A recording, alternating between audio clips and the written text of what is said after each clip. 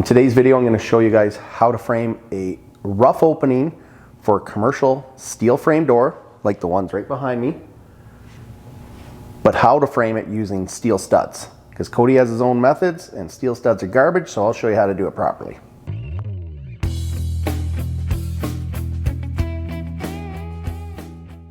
You're with Kody from Up to Code. Now, we've been doing a lot of steel frame doors lately, so that's why the video's coming out.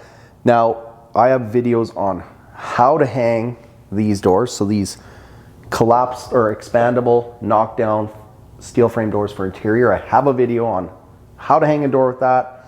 I have a video on why the rough opening is the size that it is. We'll run through that just really briefly today.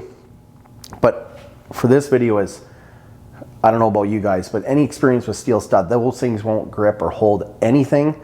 So I'm going to show you how I frame a rough opening for these types of doors for steel stud, so you can actually screw it, fasten it, and it'll have the longevity that you need. So my super fancy, high-tech, digital, smart board coming at you right now. Okay, so here's the example door that we're going to use today. So I'm just going to use a door 36 by 84. Now your RO size is going to be 3/4 of an inch wider on all sides. So you take your 36, your door width is 3/4 on the left, 3/4 on the right, that's 1.5 inches. 37.5 and just 3/4 in the height, so it's 84 3/4. Now the RO of the steel studs, will get into the why this is the size that it is in 2 seconds here. Okay. We'll switch back and forth. You can see right here is a plan view. I guess maybe I'll just describe it now. Plan view means looking down on it. So we cut through the wall, we're looking down. So we have our steel studs here. And then what we're going to use is we're going to use 2 layers of 3/4 inch plywood. So these rip down to the width of the door or the framing members. And we're going to glue and screw these together. I use PL Premium, screw them together. That'll give me my 1.5 inch material, lots to screw into. And then when time comes, we just screw from the back side of the steel stud into those, right? So we have 1.5 inches here and 1.5 inches over here. And that's what it looks like looking down at it. Okay, so that's how you get your strength. So I'll just draw you a little sketch over here of how it all goes down. But here is the opening. Now this is elevation view looking at the wall. So this is just the opening of the steel studs themselves. So it's 40.5 inches wide. We're going to add 1.5 inches over here. So we're going to take our 2 layers of 3/4 inch. Right? We're going to add those there. Same thing over here.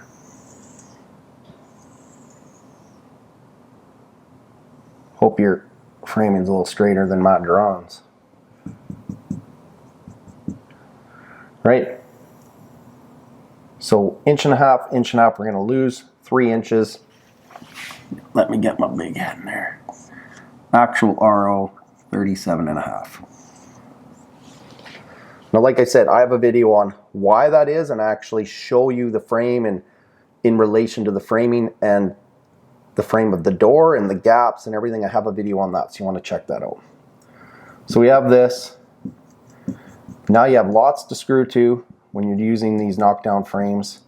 And then again at the top, 2 layers of 3/4. This is going to be 84 3/4.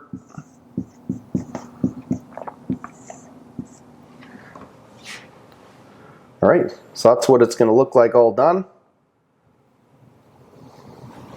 That's it looking down. To me, it's pretty simple, guys. It's just basically, one time when I tried this the first time, we were doing a Freshie store. I actually took 2x4s and tried to dry them out and get nice, good straight ones. I didn't want to just put new ones in because they would crown and twist and warp.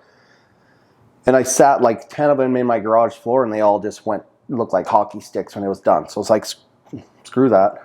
I'm going to do the 2 layer 3/4 inch. It's stable, strong as all heck, lots to screw into, and it'll never cup, twist, warp, anything. Because anything can wreck those steel studs.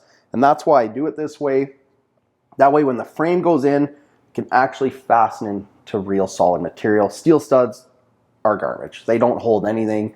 That door would fall to shreds. So that's it in a nutshell. Thanks for tuning in. If I missed anything, let me know.